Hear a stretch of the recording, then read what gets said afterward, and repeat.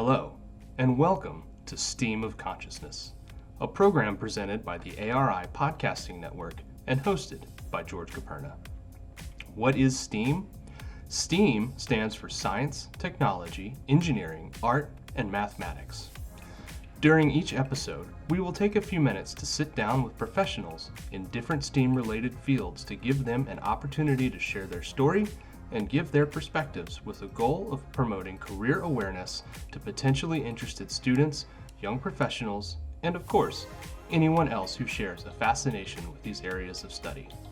And now, please join us as we tap into the STEAM of consciousness. Welcome to STEAM of Consciousness. Today we're joined by Zachary Evans. Zach's with Dark Vision, where he's the well integrity lead. Zach, welcome. Thanks for having me, George. So tell me a little bit about what you do at Dark Vision. Yeah, so Dark Vision is a global leader in ultrasonic acoustic imaging, basically. So non-destructive testing, and how that applies to my background in oil and gas is we use that for casing inspection. So essentially, if you have a production well, a storage well, even some of the more modern applications, disposal, CCUS, geothermal, all of those wells are going to need to maintain integrity. A lot of them have regulatory requirements for inspections. And so the short of it is we offer the highest resolution, most precise casing inspection technology. And what I do for Dark Vision is I basically cover all the well integrity side of things. So just providing some technical oversight and support our global operations when it comes to making sure that wells don't have any incidents and keep whatever they're storing underground. Well, safety is certainly very, very important, but what kind of background do you have to get a job like this? So I'm a petroleum engineer by degree. So I graduated from West Virginia University with a degree in petroleum and natural gas engineering. And so I've always worked in some kind of upstream or midstream role within oil and gas. And my background in terms of just education, I was always just kind of a math geek, right? So like I always liked numbers and just kind of gravitated towards engineering. Kind of as a if I'm honest, it was just kind of like a natural thing. If you're good at math and like science, then it's kind of hard to choose something other than engineering. I was not do not have the mind for like coding and computer science and things of that nature. So I realized very quickly that wasn't going to be a good fit. But just bringing some experience from the upstream world. Working for some service companies in the production space. And most of my career I've spent in the midstream sector, so working for pipeline companies, predominantly in underground storage. And so that was a part of our industry that requires a lot of casing inspection because these are traditionally much older wells. So the older the well, the more likely they are to have, some just age-related issues like corrosion and erosion. And so that's where I got familiar with the need for casing inspection, and then kind of came a SME on that topic. And then the opportunity a few years ago came to first start collaborating with Dark Vision as a stakeholder. These are the things we're looking for. These are the kinds of services we'd like to see developed. And then when the opportunity came to come work in-house and be part of that, I jumped at that opportunity. That's great. And you mentioned having a propensity for math, science, and so many of us engineers follow that. I think Dilbert called it the knack, take things apart, put them back together as well. But when you were, was it when you were in high school you came to this recognition that maybe engineering, or was it something along the way? Yeah, I mean, I remember exactly when it was. It was when I was in the eighth grade. I was in an algebra class, and one of my I don't know how the topic came up, but one of my friends, that is one of the students in class, just basically said, "What are you going to do when you go to college? Be an engineer?" And it was literally at that point I was like, "Well, I guess I am." Like I wish I had a better story for how much time and effort I put into deciding what I should have done in terms of my course of study and my career. But yeah, I just kind of defaulted to that because I think that's kind of commonplace. Like, when you do have that kind of mindset, you are good with numbers. And I lived in a state that had a very good engineering school, and from a state school. So it was easily accessible. But yeah, I think it's interesting that, just kind of went that way. If I'm honest with you, the older I get, the more I realize that maybe pure engineering wasn't necessarily the best fit for me. Technical, kind of, engineering adjacent things have always interested me. But as far as being like like a mechanical engineer, for example, like you said, doing design and components and things like that, I don't necessarily know if that was always the right choice for me. But as I've gotten older, more of like the business side of things has also gotten interest in me. So numbers, but just in a different way, numbers with a dollar sign in front of them, right? So more of like the strategic kind of things, business development, the real practical applications. That's what always drove me to engineering was, yeah, you understand the math, you understand the formulas, you understand the physics behind these things, but we're going to apply it in a way that makes sense, that provides goods and services for people to use. So it's not just a job that you're just doing for the sake of doing it. Like there's actual, concrete things that you accomplish, and then tying in kind of the business side of that to it was just a further extension of that practicality that always really appealed to me. And I collaborate quite often with a financial guy, and he always says, "Without a business case, we wouldn't be here." So I hear you, and you're not the first to echo that. But the engineering field's pretty vast. Yes. Mechanical, aerospace. You mentioned a few chemical. What drove you to petroleum? Oh, so that's just more of a novelty story, less than a highly researched and qualified decision. So one thing so I went to West Virginia University, and one of the things that WVU does, as a lot of programs do, which I think is incredibly critical, is you do not declare your engineering specialty until your second year, until you qualify as a sophomore, either by hours or by time. And that's very important because it's kind of absurd that we ask 18-year-old kids to decide what they want to do for the rest of their life to begin with, let alone without giving them an idea of, like, maybe talk to somebody and figure out what they actually do. And so at WVU, as part of your freshman requirements for engineering school, you had to go to open houses with the different disciplines. And there's a much longer, kind of funnier story that involves me and Papa John's Pizza, but I found myself at the petroleum engineering open house. And I listened, and there was 100% job placement, great starting salaries, really dynamic work, small class size to student, teacher to student ratio, the opportunity to work offshore, to work overseas, to really do some dynamic things that someone like me, who comes from a very very rural part of a very rural state, I found just kind of enchanting. So it really wasn't, it's not a family business. My father's a minister, my mom's a school teacher turned homemaker, so it's not like I'm third generation oil field. But it was just something that I had access to, and researching it ended up being a job that I was really drawn to, and 23 years later, I'm still excited to be part of that industry. And I think that was for the better for the listeners out there. I went to West Virginia, but I went to West Virginia well before you attended, Zach, and that wasn't offered at the time. And I think that's all for the better. Yeah, I can't stress enough how for anyone, even non-traditional students that are thinking about going back and getting some degree or some other course of study or training, it's we have access now to information that we didn't have 5 years ago, right? And just things like your smartphone and YouTube and LinkedIn, like, you can find someone who does the exact job that you're interested in, and they're going to know way better than you will if whether or not what that looks like on a day-to-day basis. And I think sometimes we get kind of caught up in the more academic approach of get this degree to get this job, but a little bit of effort can really help you can educate yourself and really make sure you find that best fit. Not just for for your own well-being in terms of quality of life and interest in things, but for success down the road. I mean, you're going to be way more successful in something that you're passionate in and something that you want to work in, not just for a couple years, but for your career. Absolutely. And as you were moving through the curriculum at West Virginia, were you presented any opportunities, internships that kind of helped cement your choice, or no? Yeah, so yes and no. I mean, we, it's when I graduated from WVU in 2003, there were 12 of us. The class before was six, and two of those were international students. So it wasn't a boom time. The gas was about $3 a thousand. I think oil was probably in like the $30 range. So it wasn't the absolute bottom basement, like worst of the 80s type scenario, but It wasn't a huge there wasn't a lot of opportunities just because it was fairly very calm at the time. And when you go to a school like WVU, you don't have the same kind of alumni network, the same kind of on-campus recruiting that they would have at Texas A&M or UT or School of Mines in Colorado or something. So I did have a multi-year internship with the Department of Energy. I worked at the National Energy Technology Laboratory. And so I did get the opportunity to first just kind of understand what it's like to work in an office environment. So that was very useful just for some personal growth.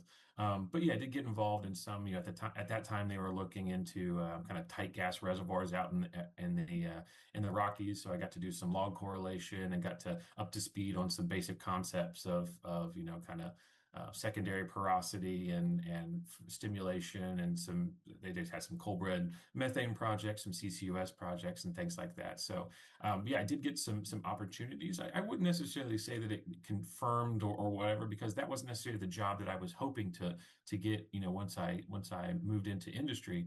But it certainly gave me a lot of I mean, you can only learn so much from a book in a class, right?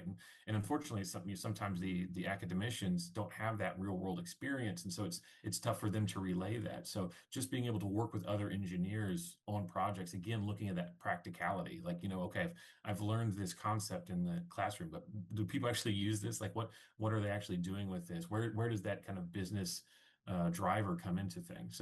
So that was very useful. And the other thing is too, and something I wish I had done back then is, especially folks that work in the regions where the industries that they're interested in operate.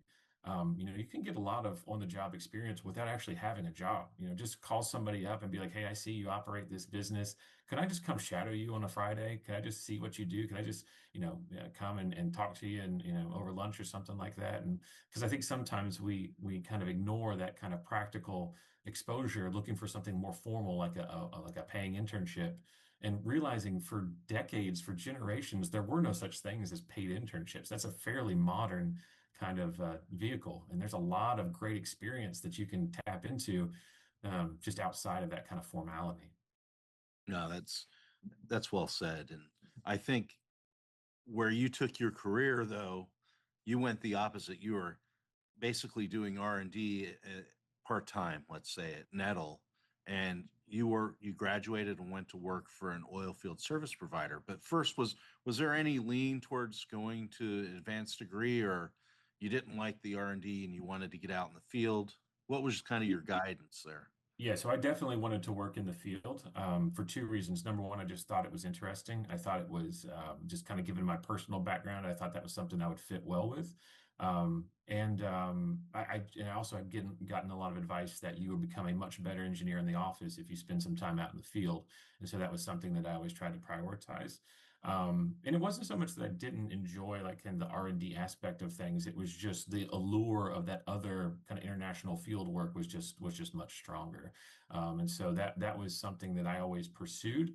I was pretty good in school. Like I had good grades. On paper, my profile, I probably most people think I would have gone to do like reservoir engineering for like a major or something like that, live in Houston for a while, but that never really interested me. I always wanted to go work in the field and particularly abroad if I had that opportunity. So it was a little bit of a different kind of path, as you mentioned, based on my profile and some of the opportunities that were out there, especially given the experience I had with the national lab. But yeah, that was always my goal, was to get that job overseas working offshore, and I was fortunate that I was able to land that. And you did that, and certainly working outside, and was it the Middle East? Yeah, so I spent a year Tell in the tell us Middle a East. little bit about that experience. Yeah, so right out of college, I spent just over 3 years working for an oil field service company, basically doing directional drilling and logging while drilling. So essentially all drilling operations, both on land and offshore. I spent my first year in Saudi Arabia, living there, working there, and also offshore Kuwait. And then I moved to Malaysia for 18 months and worked in Malaysia, Singapore, and Brunei. And then I finished my sowing my wild oats, if you will, in Australia. Not in the nice part of Australia, on the northwest shelf in a place called Karratha, which is a mining town that had about 500 people in it. But I did live in Australia for just under a year. And so that was my time, mostly working offshore in those locations, some on land in Saudi. But yeah, so it was a great experience. I miss it. I miss it every day, but it was also very taxing. I mean, there's a reason why it's very well compensated is because there's not too many people that can do it, and of those people, not many are willing to do it. Long hours and you know, living in some very challenging circumstances. And were those the factors that led you to eventually want to come back to the Yeah. U.S.? Yeah, I just got tired. I mean, it was, I think I like to tell them I've always been a bigger guy. And I think from the day I left to go overseas to the day I came home 3 years later, I lost 80 pounds.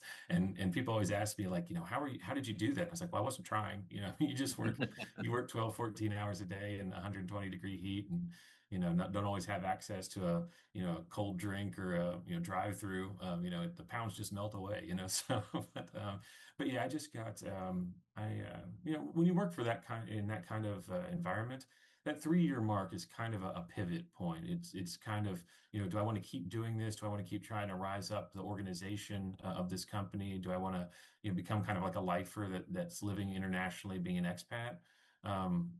Because if not, like the road kind of diverges there. And so after 3 years, I decided to move back to West Virginia, where I'm from. It was never my intent to live 20 miles from where I grew up, but that's what happened. And yeah, it was just you just kind of get worn down, right? The job was great, but it is a physically taxing and mentally exhausting work. No, and the experience had to have been exceptional, but the hours less so. Mhm. Yeah, I mean that people like to think, and I travel a lot internationally for work, and I know you do as well. And a lot of people only see the kind of utopian ideal of travel, like, oh, you went to Abu Mhm. Dhabi, how cool was that? And I was like, well, I mean, it's a nice place. I like being there, but I was there for work. You know what I mean? The days start at 7 o'clock. You're in meetings. You're traveling around. The flights don't always arrive on time, as you know. It's a challenge there. And the same thing when you're living abroad. You're not over there on holiday. When I lived in Malaysia, I was offshore, 28, 29 days out of the month, right? It's not like we were on the beach, having a barbecue. But yeah, it's an experience that someone from where I'm from, with the background I have, should almost never have access to.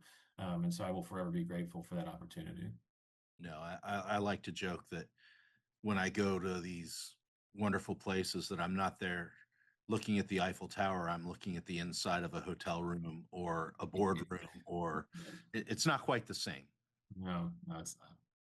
Now, when you came back to West Virginia. You're working midstream for a pipeline natural gas storage company. You mentioned that earlier, but through this time, what was kind of the inciting factor that for you to just really start mentoring students? And Oh. it's one of the things I think you do so exceptionally well that I want to make sure we give it some runway here.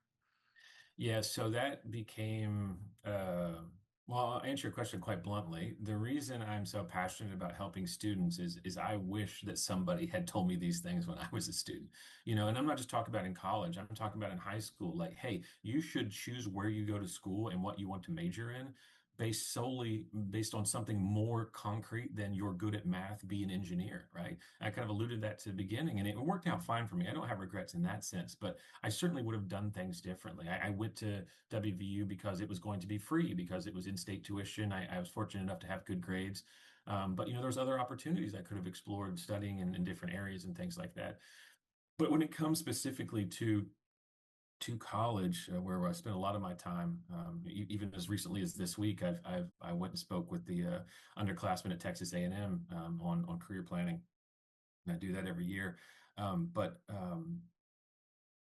it's really just I basically tell people things that I wish someone had told me when I was in their exact spot. I mean, and it's simple, and it's not life-changing things. I'm not an HR professional. I'm not some Fortune 500 CEO. I certainly don't have jobs to hand out to everyone, but I do have a life experience that says your life will be easier if you do A instead of B. And whether or not that works for you or whether or not you care, I'm at least going to offer that to you. So you at least have some more information to kind of digest and hopefully, combine my input with other folks and maybe end up with something. I remember the first time, basically, the first year that I came back, it was in 2006, and I went back to my old drilling engineering course back at WVU, and I just told my professor, do you think the students would enjoy, me coming back and just having a little talk on this kind of practical things? And that was a big year. Oil was like $100 a barrel, and so there was like 100 kids in that class. When I was in school, that class had 8 people in it, and I just titled the presentation 9 things I wish somebody told me when I was in your seat, right? And it was very practical things about not just like choosing a job, but like money management and expectations and work-life balance. And so that's something that's become really a passion project for me over the last probably decade and a half, is just trying to help people.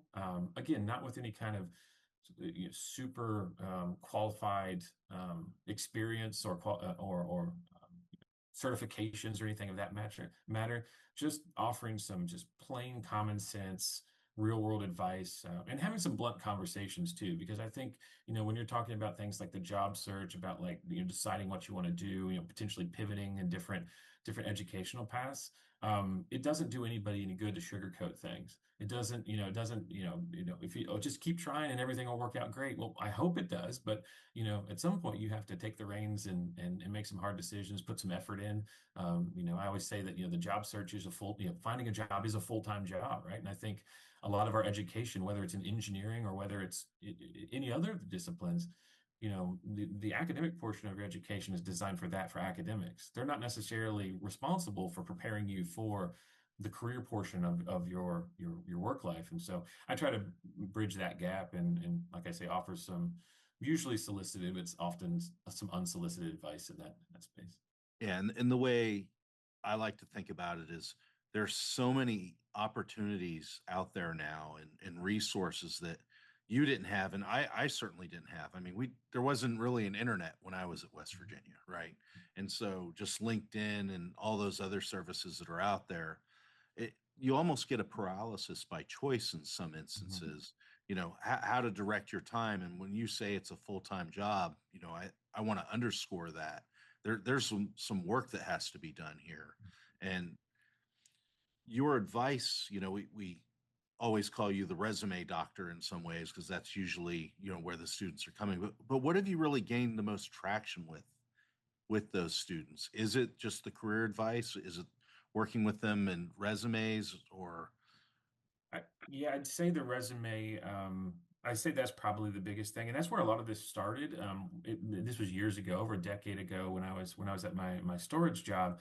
I was put in charge of hiring, right? And so, I reached the point where that was now my responsibility, and we were hiring 2 new engineers, entry level engineers, and so we got a lot of resumes from rising seniors, or graduates, that I knew personally from involvement with professional societies, from involvement with the local colleges. And their resumes came across my desk, and I knew how good of a candidate they were because I mean, I knew them personally. And their resumes were, as the department head at the time likes to remind me, I called them a dumpster fire because, they were just poorly put together. They just did not communicate how good this candidate was. And I realized very quickly it's because no one had told them that they were making a mistake.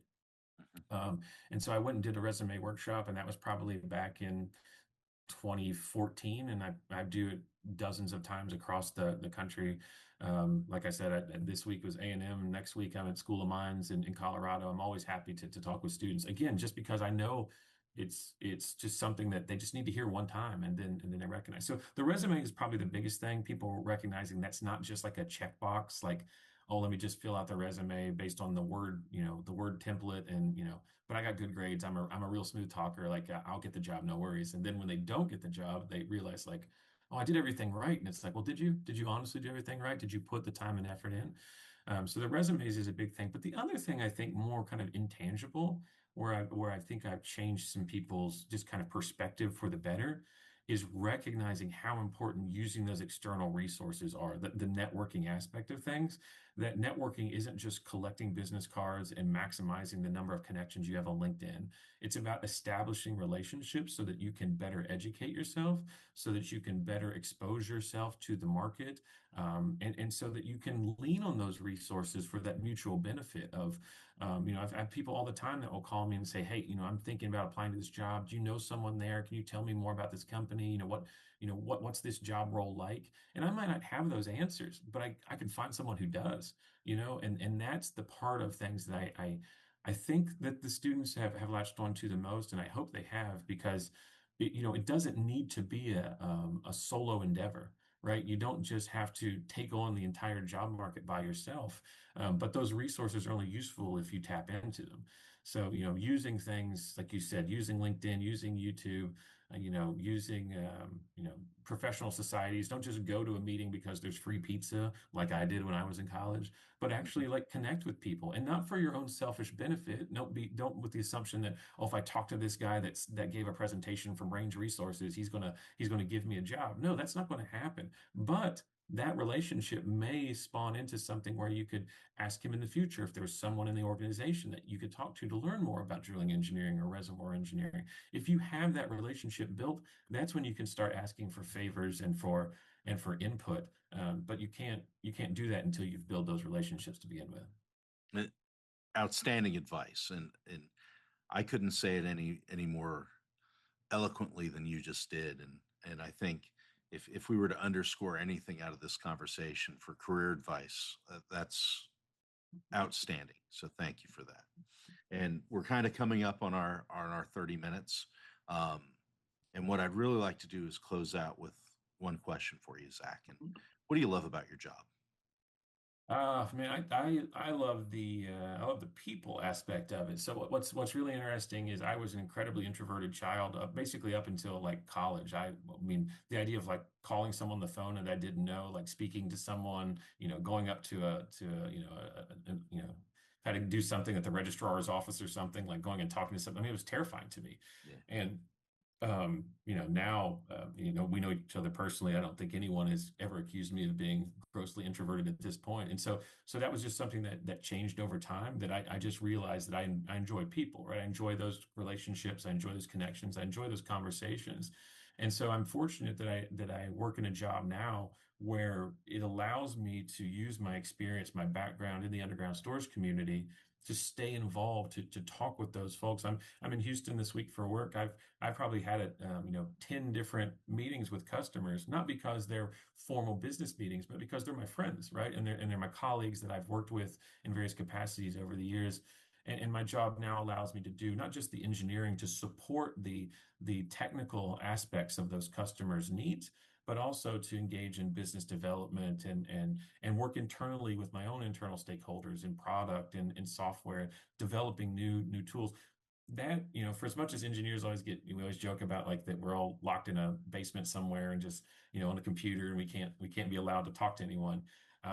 That's the part of the job I like the most, is being able to connect, to build those relationships, and again, to provide that practical value of it's not just here's a widget, I'll send you the invoice. It's, here's a service, and let me help you understand that. Let me take the feedback from you to make our operation better.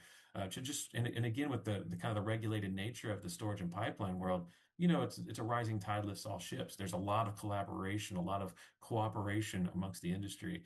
And that's what I like about my job. I like that I get to be technical. I like that I get to do something that's very practical and useful. And as you mentioned, it involves the health, safety, and the energy reliability of not just the U.S. but around the world. But then again, work with people and really take advantage of that human experience as well. Well, I really appreciate your time today, Zach. Thank you. Um, I think the timing of this, I purposefully held you back a little bit to try to coincide with the beginning of the school year, when all the kids are going to be putting together their resumes and going out and starting their interview process for whether it's internships or full-time jobs. So I hope this resonates. This has been a presentation of the ARI Podcasting Network. Again, I'd like to thank Dark Vision Zach Evans for taking time this morning, and for Ryan Kessler for producing this podcast. Thank you very much. Thank you.